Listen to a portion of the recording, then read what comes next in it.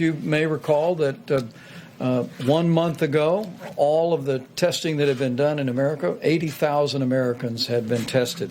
But as of this morning, 5.1 million Americans have been tested for the coronavirus. Nationwide, the percent of tests that come back positive has declined very significantly. Last week, roughly 38% of the tests in New York were positive. This week, that number is down to 28%. New cases in New York are down 50% compared to a week ago, and fatalities are down 40% over the same period. In Louisiana, the rate of positive test resulted decline from 25% down to 15% in the last 7 days alone. 18 states now show a decline in a number of positive tests in the last 7 days. So over the last 7 days, been very, very significant progress. Half of all Americans live in states that have now taken steps to open their economies.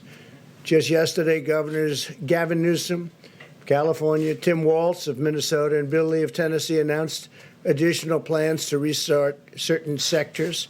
I spoke with Tim Cook today of Apple, and they have a good sense of the market, and he feels it's going to be a V. The V is sharply upward later on as we actually get it fully open.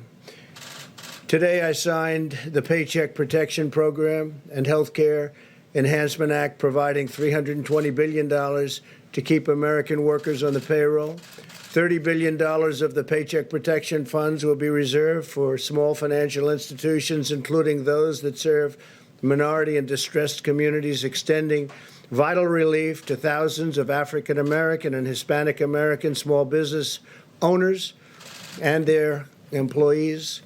The bill also delivers $75 billion for hospitals, so badly needed for hospitals. They've taken a very big hit.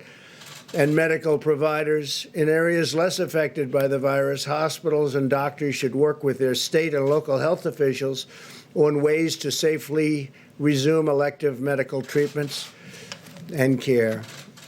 Some interesting note is that the FDA approved the first at-home COVID-19 test kit. Just got approved, and Dr. Stephen, where is Stephen? Stephen Hahn, Stephen, is going to say a couple of words about that and some other things. I want to thank Stephen. The FDA has been incredible. They've been approving not only this, but they've been approving many things at a pace that's never happened before. We have a team of more than 18,000 employees, including 10,000 scientists, doctors, pharmacists, and nurses. And they've been working around the clock because, as you probably know, many of the medical products that are being used for the COVID-19 outbreak are, in fact, regulated by FDA.